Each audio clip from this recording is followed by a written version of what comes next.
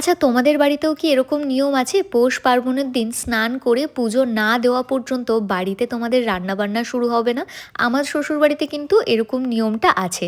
মা অলরেডি পুজো দিতে যাওয়ার আগে সবটা গুছিয়ে রেখেই গেছিল। আমাকে শুধু বলল স্নানটা করে এসে ভাতটা বসিয়ে দিতে। আর আলুটাও মা দেখো ছাড়িয়েই গেছিল। আমি শুধুমাত্র দুটো আলু ভাবলাম ভাতে দিয়ে দিই, কারণ আজকে খুব একটা বেশি রান্না হবে না, যা রান্না হবে সেটাও তাও নিরামিষ। তাই কি আর করব, আলু ভাতে দিয়ে ভাতটা আমার খেতে বেশ ভালো লাগে। সেটা তোমরা গরম গরম ঘি দিয়েও খেতে পারো বা কাঁচা লঙ্কা দিয়ে মেখে খেতেও আমার বেশ ভালো লাগে। তাই দুটো আলু সিদ্ধ নিজের জন্য দিয়ে বাদবাকি আলুগুলো টুকরো টুকরো করে কাটছিলাম, কারণ আজকে আমাদের বাড়িতে রান্না হবে নিরামিষ ফুলকপি আলুর তরকারি। আমি দুবেলার জন্যই কাটছি। বাবা তো এখন ডিউটিতে গেছে গঙ্গাসাগর, আর বাড়িতে শুধুমাত্র আমরা চারজন, তাই খুব একটা বেশি রান্না বান্না এখন আমাদের বাড়িতে হচ্ছে না। এই দেখো, এই ছোট্ট ছোট্ট ফুলকপিগুলো মামা নিয়ে এসছে বাজার থেকে। এগুলো জানো তো বেশ ভালো টেস্ট। বড় বড় ফুলকপির থেকে এই ছোট ছোট ফুলকপিগুলো খেতে আমার বেশ ভালো লাগে। আর সব থেকে যেটা ভালো লাগে সেটা হচ্ছে ফুলকপি আলু ভাজা। তোমরা কারা কারা খেতে পছন্দ করো অবশ্যই জানিও।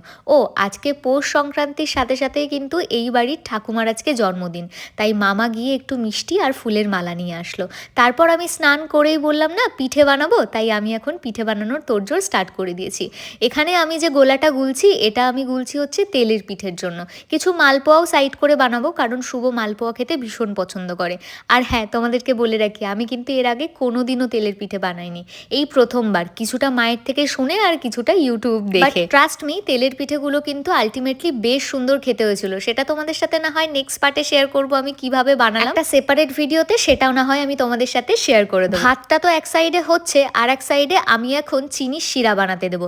কিছুটা মিষ্টিও মামাকে দিয়ে আনিয়েছি, কারণ মিষ্টির রসটা আমি এর মধ্যে এখন ইউজ করবো। চলো আমি তাহলে এটা বানিয়ে নিই, বাকিটা তোমাদের সাথে নেক্সট পার্টে শেয়ার করবো। ওকে, চলো বাই।